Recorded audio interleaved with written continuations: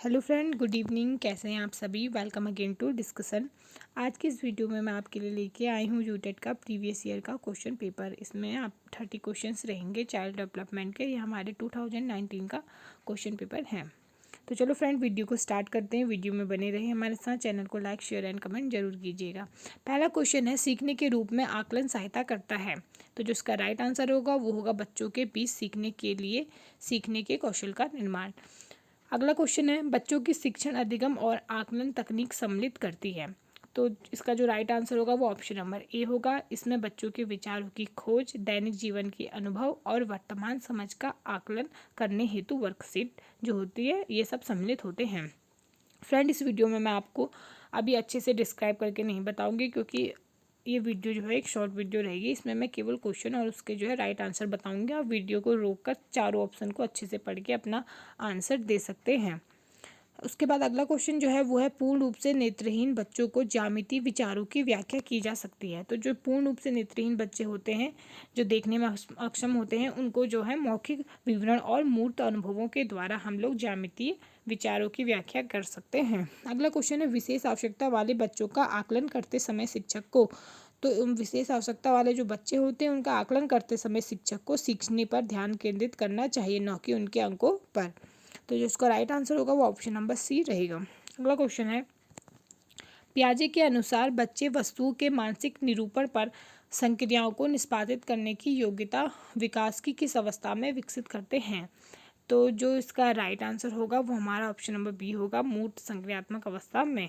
अगला क्वेश्चन है, निम्नलिखित में से कौन से कथन अधिगम अक्षम बच्चों के संदर्भ में सही हैं।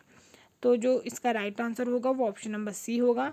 जो अधिगम अक्षम बच्चे होते हैं इनमें अवधान से जुड़े विकार होते हैं और साथ ही साथ इनमें पेशीय और साथ ही साथ ये बच्चे जो होते हैं वो मौखिक अनुदेशन को समझने और अनुसरण करने में असफल होते हैं।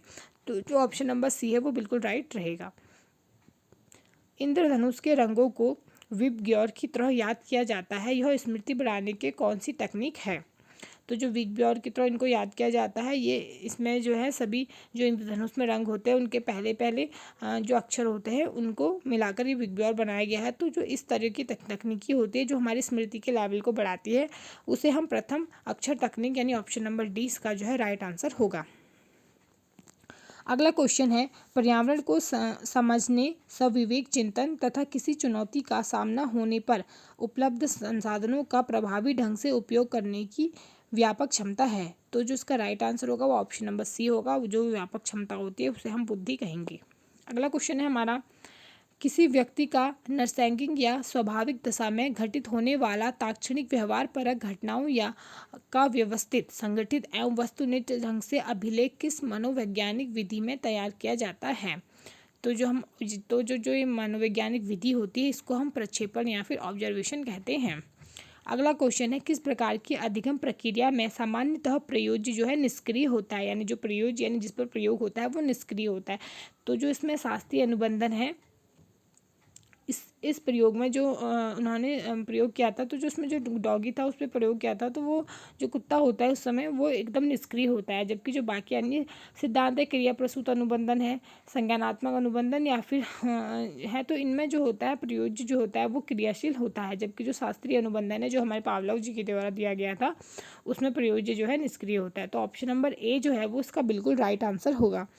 अगला क्वेश्चन है, किस प्रकार की स्मृति को अक्रिय स्मृति भी कहते हैं।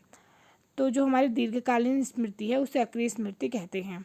उपलब्धि की आवश्यकता है, तो उपलब्धि की आवश्यकता क्या है।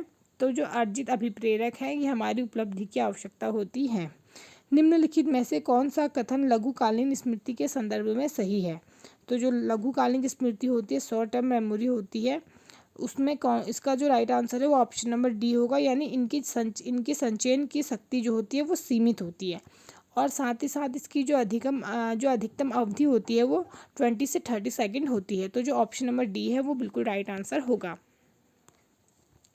हमारा जो अगला क्वेश्चन है, यदि कोई विद्यार्थी पढ़ना भी नहीं चाहता हो, साथ ही साथ परीक्षा में असफल भी नहीं होना चाहता हो, तो ऐसी परिस्थिति में वह किस संघर्ष का सामना कर रहा है। तो जो इसका राइट आंसर होगा वो होगा परिहार और परिहार संघर्ष। क्योंकि वो पढ़ना चाहता भी नहीं है और असफल भी नहीं होना चाहता। तो परिहार और परिहार संघर्ष इसका राइट आंसर होगा। अगला क्वेश्चन है सृजनात्मक चिंतन की दी गई 4 अवस्थाओं का सही क्रम क्या है। तो जो इसका सही क्रम है वो है आयोज्य, उद्भवन, प्रबोधन और प्रमाणीकरण। हमारा अगला क्वेश्चन है इस प्रकार की तर्कगणना में व्यक्ति पहले से ज्ञात नियमों एवं तथ्यों के आधार पर एक निश्चित निष्कर्ष तक पहुंचने की कोशिश करता है। तो जो इसका राइट आंसर होगा वो होगा निगमनात्मक तर्क, क्योंकि जो निगमनात्मक तर्क है इसमें पहले नियम दिए जाते हैं और उसके बाद जो है व्यक्ति उदाहरण या फिर तथ्यों तक पहुंचने की कोशिश करता है। तो इस अगला जो क्वेश्चन है तर्कगणना के महत्वपूर्ण सोपानों का क्रम है। तर्कगणना यानी जो रीजनिंग होती है उसके जो महत्वपूर्ण सोपान हैं वो क्या क्या होंगे। तो सबसे पहले हम लोग जो है समस्या की पहचान करेंगे। जब समस्या की पहचान होगी तो उसके बाद हम आंकड़ों का संग्रह करेंगे। उसके बाद से फिर हम अनुमान पर पहुँचेंगे, फिर अनुमान के अनुसार हम प्रयोग करेंगे और अंत में निर्णय लेंगे। तो जो हमारा ऑप्शन नंबर बी है वो बिल्कुल यहाँ पे सही मैच हो रहा है। तो इसका right answer option number B होगा। अब हमारा अगला क्वेश्चन है अब हमारा जो अगला क्वेश्चन है वो है शाब्दिक कौशल सामान्यतः अर्जित किए जाते हैं। तो जो शाब्दिक कौशल होते हैं वो याद करके, दोहरा के, पुनः याद करके या वस्तुओं को पहचान कर। तो जो इसका राइट आंसर होगा ऑप्शन नंबर बी होगा। यहाँ पे चारों जो ऑप्शंस दिए गए हैं वो बिल्कुल राइट होंगे। तो ऑप्शन नंबर बी इसका सही आंसर होगा। अगला क्वेश्चन है लड़कियां मध्य बाल्य अवस्था में अधिक महत्व देती है। तो किसे अधिक महत्व देती है वो हमें बताना है। तो वो पारस्परिक और पारिवारिक संबंधों को अधिक महत्व देती है। वहीं लड़के जो है वो ज़्यादा महत्व किसे देते हैं, वो सामाजिक प्रतिष्ठा जो होती है उसे ज़्यादा महत्व देते हैं। तो ऑप्शन नंबर ए जो है वो इसका बिल्कुल राइट आंसर होगा। अगला क्वेश्चन है सकारात्मक संवेगों को इन तरीकों से बढ़ाया जा सकता है। तो इसमें जो सही आंसर बैठेगा वो होगा तनाव मुक्त करने वाले व्यायाम जैसे ध्यान और योग से, और साथ ही साथ ऐसी गतिविधियां करने से जो गतिविधियों में हम प्रसन्न होंगे और संतोष की खोज करेंगे। तो इसका जो ऑप्शन नंबर सी होगा वो बिल्कुल राइट होगा। अगला क्वेश्चन है विद्यालय में नामांकन के पश्चात विद्यालय जाना और छोड़ देने वाले विद्यार्थियों के अनुपात को क्या कहते हैं। तो ऐसे विद्यार्थी जो नामांकन तो करते हैं यानी एडमिशन तो लेते हैं लेकिन उसके बाद फिर स्कूल नहीं जाते हैं, वो स्कूल छोड़ देते हैं। तो ऐसे जो विद्यार्थी हैं उनका जो अनुपात है उसको हम ड्रॉप आउट रेट कहते हैं। तो ऑप्शन नंबर ए जो है इसका वो राइट आंसर होगा। अगला क्वेश्चन है स्नेल चार्ट का संबंध है। तो जो स्नेल चार्ट होते हैं वो हमारे दृष्टिबाधिता से संबंधित होते हैं।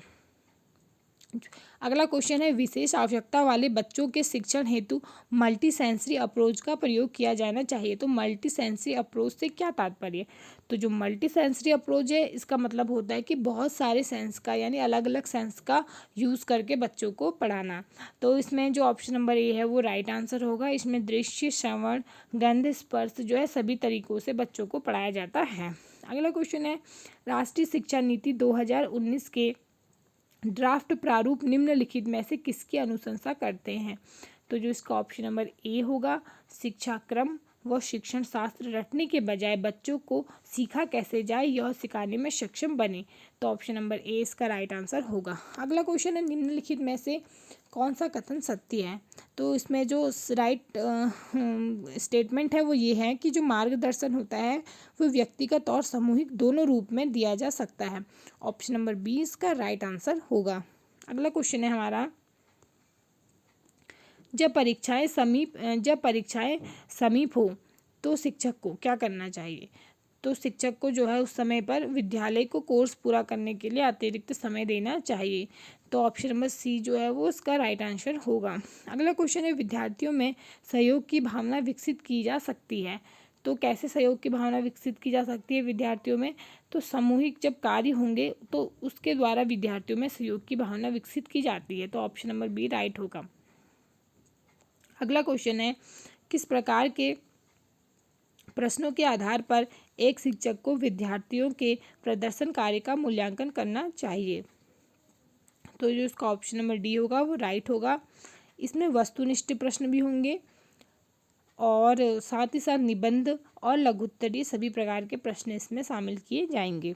अगला क्वेश्चन है जैसे बच्चे सहयोग करना सीखते हैं वे विकसित करते हैं। तो जब बच्चे सहयोग करना सीखेंगे तो उनमें सहकारिता की भी भावना आएगी, टीम भावना भी आएगी और सामाजिक अभिवृत्ति भी विकसित होगी। तो ऑप्शन नंबर डी इसका राइट आंसर होगा।